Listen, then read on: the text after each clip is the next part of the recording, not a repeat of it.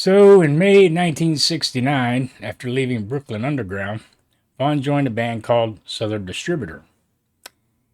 He learned the Yardbirds' Jeff's Boogie, I never heard that, and played the song at the band audition. Mike Steinbeck, the group's drummer, commented, "The kid was 14.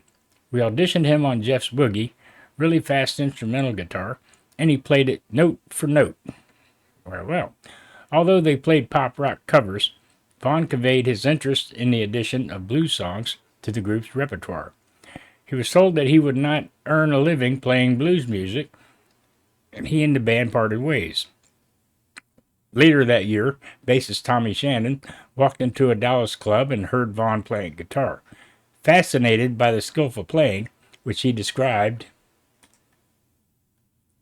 as incredible, even then, Shannon borrowed a bass guitar, and the two jammed.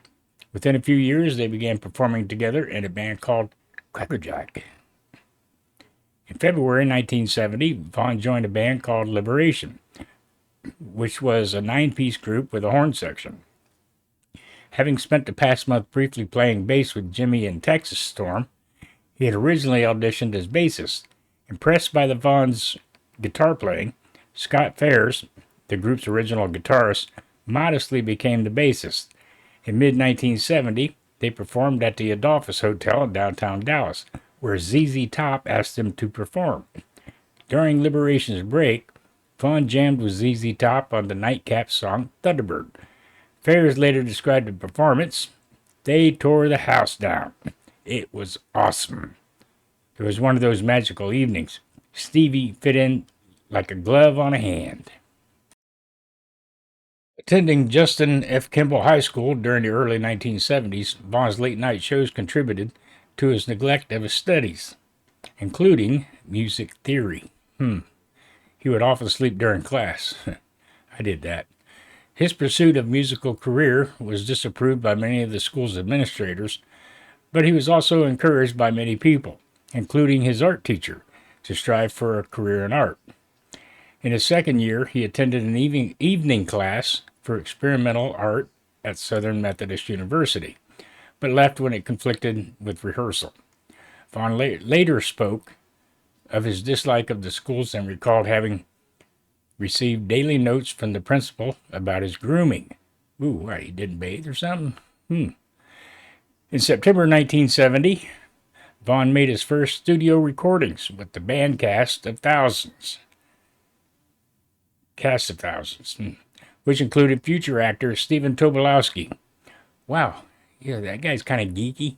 I never knew he was a musician. He's a good actor, though. Anyway, they recorded 2 songs, Red, White, and Blue, and I Heard a Voice Last Night, for a compilation album, A New High, that featured various teenage bands from Dallas. In late January 1971, feeling confined by playing pop hits with Liberation, Vaughn formed his own band, Blackbird. After growing tired of the Dallas music scene, he dropped out of school and moved with the band to Austin, Texas, which had more tolerant audiences. There, Vaughn initially took residence at the Rolling Hills Club, a local blues venue that would later become the Soap Creek Saloon. Soap Creek Saloon. Must be gone now. Blackbird played at several clubs in Austin and opened shows for bands such as Sugarloaf, Wishbone Ash, Zephyr, but could not maintain a consistent lineup. In early December 1972, Vaughn left Blackbird and joined Crackerjack. He performed with them for less than 3 months. In March of 1973, Vaughn joined Mark Benno's band, the Nightcrawlers.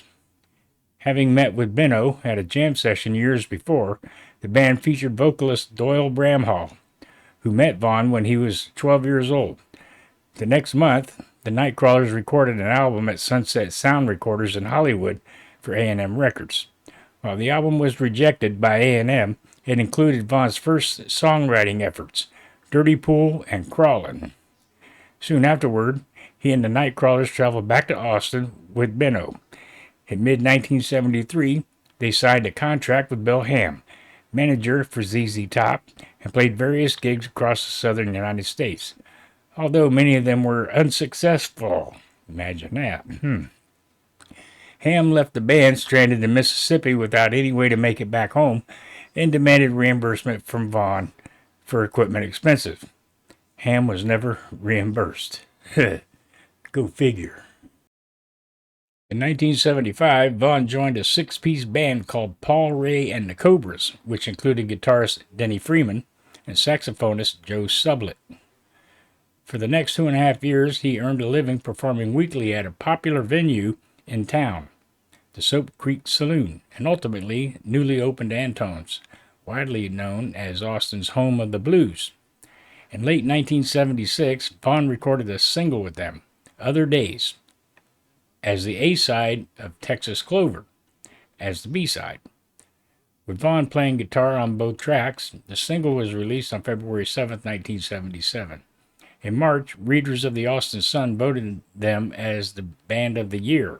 In addition to playing with the Cobras, Vaughn jammed with many of his influences at Antone's, including Buddy Guy, Hubert Sumlin, Jimmy Rogers, Lightnin' Hopkins, and Albert King. Vaughn toured the Cobras during much of 1977, but near the end of September, when they decided to strive for a mainstream musical direction, he left the band and formed Triple Threat Review, which included singer Lou Ann Barton, bassist W.C. Clark, and drummer Freddie Farrell Walden. In January 1978, they recorded 4 songs in Austin, including Vaughn's composition, I'm Crying. The 30-minute audio recording marks the only known studio recording of the band. Imagine that. So, there we have some of Stevie Ray's music career. There is a lot more, and I would really like to do that for you, but I'm waiting to hear from you in the comments, and I will continue doing so.